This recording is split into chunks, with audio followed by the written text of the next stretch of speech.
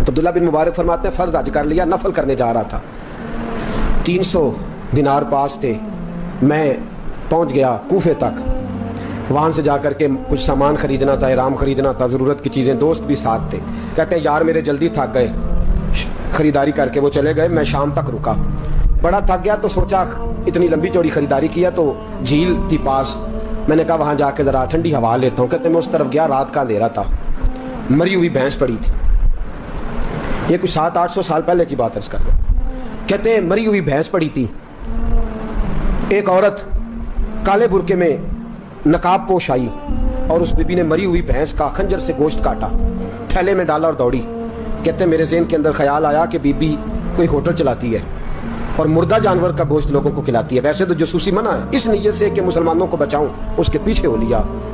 کہتے ہیں وہ گلیاں گزرتی گزرتی کوفے کی تنگ گلی میں گئی, ایک بڑا سا دروازہ لکڑی کا, بڑا پھاٹک جو پرانے شہروں میں ہوتے.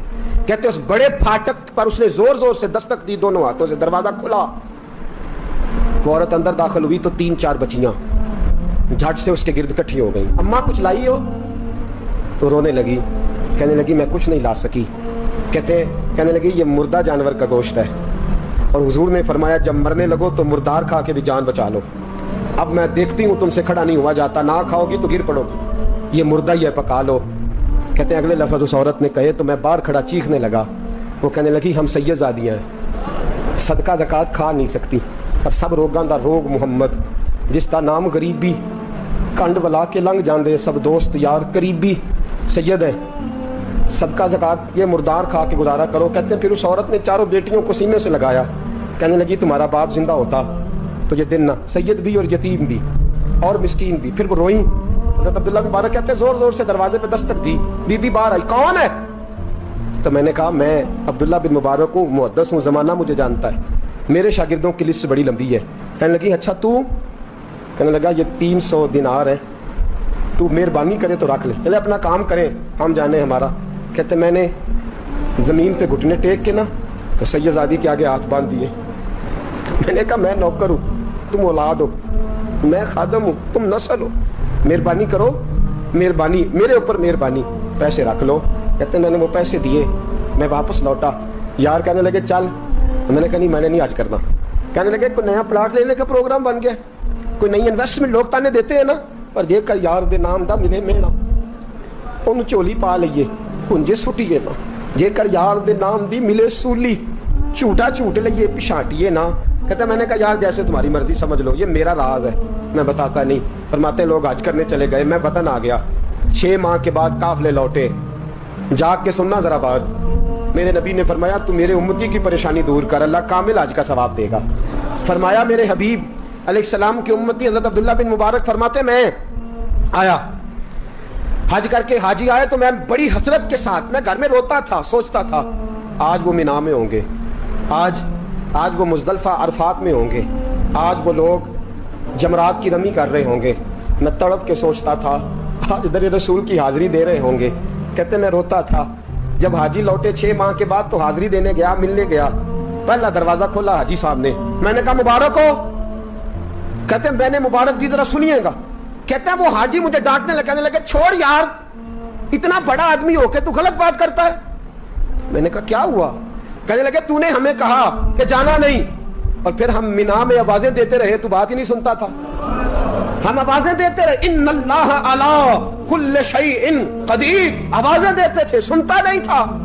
کہتے میں حیران ہوں, میں یار میں تو کیا نہیں. کہنے لگے ہم 11 حاجی جھوٹ بولتے ہیں تو اکیلا سچ بولتا ہے, سب نے دیکھا ہے. کہتے میں پلٹ آیا, چوتھے دن پھر ایک حاجی کو ملنے گیا, مبارک دی. کہنے لگا چھوڑ کس بات کی مبارک, میدان عرفات میں تو نے بات بھی نہیں سنی, اور یہاں مبارکیں کہتے ہیں عرفات میں, اور میں تو نہیں. کہنے لگے چپ کر, غلط بات بھی کرتا ہے اتنا بڑا محدث ہو کے. کہتے ہیں جب آخری قافلے آئے, آخری دن تو 8-10 قافلے اکٹھے آئے, شام تک 7 قافلوں سے ملا. ہر ایک مجھے کہنے لگا بندے کے پاس گھوڑا نیا آ جائے, سواری بڑی آ جائے تو یاروں سے تو ملنا چاہیے نا, تو آواز ہی نہیں سنتا تھا. فرماتے ہیں میں تھک گیا کہ الہی ماجرا کیا ہے, میں تو یہاں اس شہر کی گلیوں میں پھرتا رہا, اور یہ سارے حاجی کیا رہے ہیں. فرماتے ہیں رات کو حضرت ربیع بن اسلم, وہ بہت بڑے بزرگ محدث تھے, وہ بھی حج کرنے گئے, دروازے پہ دستک دی, باہر آئے تو جھگڑنے لگے. کہنے لگے تو نے مجھے کس مشکل میں ڈالا. وہ بہت بڑے بزرگ محدث تھے, وہ بھی حج کرنے گئے, دروازے پہ دستک دی, باہر آئے تو جھگڑنے لگے. کہنے لگے तूने मुझे किस मुश्किल में डाल दिया है। मैंने कहा हुजूर क्या हुआ, किस मुश्किल में। मैं तो मिल कहने लगे छोड़ यार, आलिम था तो मैं तेरी इज्जत करता था, तूने ये क्या किया। मैंने कहा क्या हुआ। कहने लगे याद नहीं जब तू रोजा रसूल के सामने मिला था, जब नबी पाक के मवाजे के सामने तो पैसों वाली थैली मुझे पकड़ा गया, पकड़ अपने पैसे। मैं तो संभालते संभालते थक गया हूँ। कहते हैं यूं सीने से पैसे लगाए, घर आया, इशा पड़ी तो सो गया। मैंने कहा या अल्लाह उकदा खोल दे। रात गहरी हुई, मेरे घर की दीवारें चमकने लगी, नूर फैलने लगा, खुशबू ही खुशबू पूरे शहर को मुअत्तर करने लगी।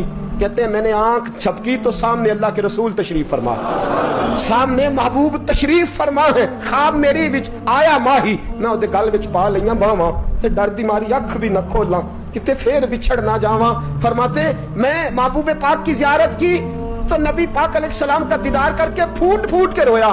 अब मेरा दिल था हुजूर बोले कोई बात करे, महबूब बोले लब खोले। फरमाया क्या। हुजूर ने फरमाया मैं तुझे कितने और गवाह भेजूं कि तेरा हज हो गया है। मैं कितने गवाह भेजूं कि हज तेरा बेपरवाही वेख सज्जन दी जिथे किसे दी पेश ना जावे, उन्हें ताजा वाले दर दर रोले, मंगते हैं तख्त बिठावे। आजम किसे नु कारा मिल दई, किसे नु कारा, किसे नु कारा मिल दई, कोई काबे हो खाली आवे। फरमाया कितने गवाह भेजूं कि हज हो गया। मेरे हबीब ने फरमाया उठ के थैली खोल के गिन ले, तूने 300 दिनार दिए थे, मैंने 600 करके वापस किए। फरमाया किन। हजरत अब्दुल्लाह बिन मुबारक ने 60 हज फरमाए। उसके बाद कितने हज किए, एक फर्ज किया हुआ था 61 हो गए। फरमाते हैं मैं बार बार गया और जब बुलाया सरकार ने खुद ही इंतजाम हो गए। फरमाते हैं बार बार मेरे हबीब ने फरमाया तू आ चाहे ना आ, रब ने तेरे नाम का फरिश्ता बना दिया है जो कयामत तक तेरी तरफ से हज करता रहेगा, कयामत तक तेरी तरफ से मिना मुजदलफा अरफात जबले रहमत पे आता रहेगा, मेरी बारगाह में दुरूद पढ़ता रहेगा, हज फरिश्ता करेगा, सवाब अल्लाह तेरे नामा अमाल में लिखेगा।